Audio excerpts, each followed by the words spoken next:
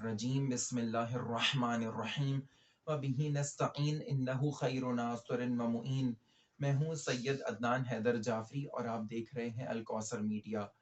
ماہ محرم جو کہ چل رہا ہے اور اس میں ہم امام حسین علیہ السلام کی عزاداری کو برپا کر رہے ہیں۔ خداوند عالم کا شکر ہے کہ اس نے ہمیں امام حسین علیہ السلام کے عزاداروں میں شمار فرمایا۔ اور کربلا ایسا مقام ہے کہ جس کے بارے میں تمام انبیاء کو آگاہی عطا کی گئی ہے کہ کوئی نبی ایسا نہیں گزرا کہ جسے کربلا سے روشناس نہ کرایا گیا ہو، اس سرزمین سے روشناس نہ کرایا گیا ہو۔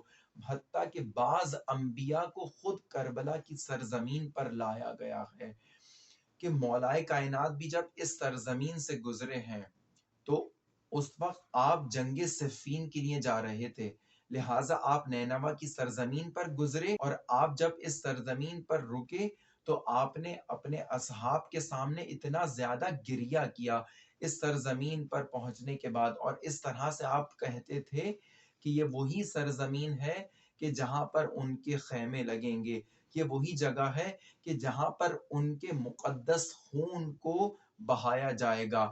اے سرزمین کرب و بلا، تو کتنی خوش نصیب ہے کہ اللہ کے محبوبوں کا خون تیری اس سرزمین پر بہایا جائے گا۔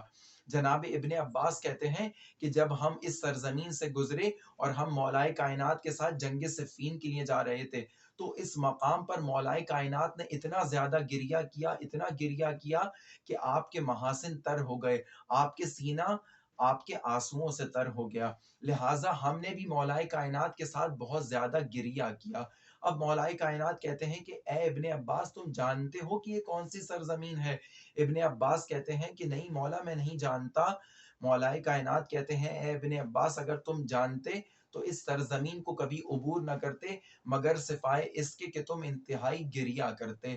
لہٰذا یہ سرزمین کرب و بلا ہے کہ جہاں پر ان کے خیمے لگیں گے، کہ جہاں پر ان کے مقدس خون کو بہایا جائے گا، کہ جہاں پر عاشقان خدا کو کہ خون مقدس خون کو بہایا جائے گا۔ تو یہ وہی سرزمین ہے کہ جہاں پر مولائے کائنات بھی جس مقام سے گزرے۔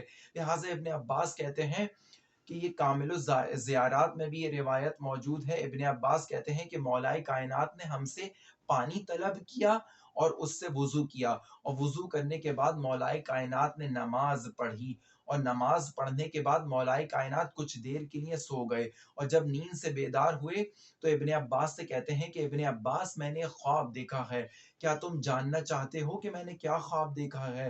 ابن عباس کہتے ہیں جی مولا، میں جاننا چاہتا ہوں، انشاءاللہ خیر ہوگی۔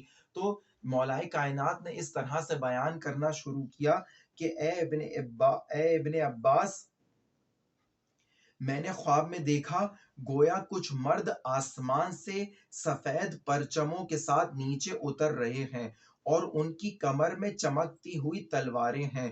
انہوں نے اس سرزمین کے ارد گرد خط کھینچا اور کھجور کے ان درختوں نے اپنی شاخیں زمین پر ڈال دیں۔ اس وقت ان سے تازہ خون بہہ رہا تھا، گویا میرا بیٹا حسین اس خون کے درمیان ہاتھ پیر چلاتا ہوا فریاد بلند کر رہا تھا، لیکن کوئی اس کی مدد کو نہیں پہنچتا تھا۔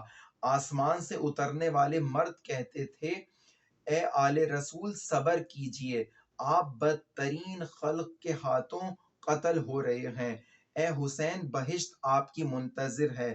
اس کے بعد ان مردوں نے مجھے تسلی دی اور کہا ابو الحسن بشارت ہے، روز قیامت آپ کی آنکھیں روشن رہیں گی۔ اس کے بعد میں بیدار ہو گیا۔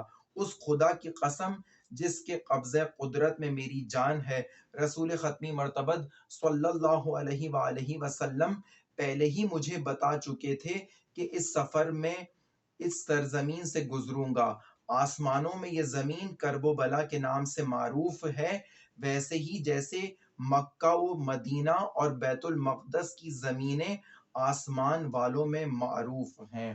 خداوند عالم بھی ہمیں اس سرزمین متبرک پر قدم رکھنے کی توفیق عطا فرمائے، اور جنہوں نے اس سرزمین کی زیارت کی ہے، یعنی امام حسین علیہ السلام کے روضہ اقدس کی زیارت کی ہے، انہیں بار بار مولا کے روضہ اقدس کی زیارت کرنا نصیب فرمائے، خصوصیت کے ساتھ اربعین کے موقع پر زیارت امام حسین علیہ السلام ہم سب کو پروردگار عالم نصیب فرمائے۔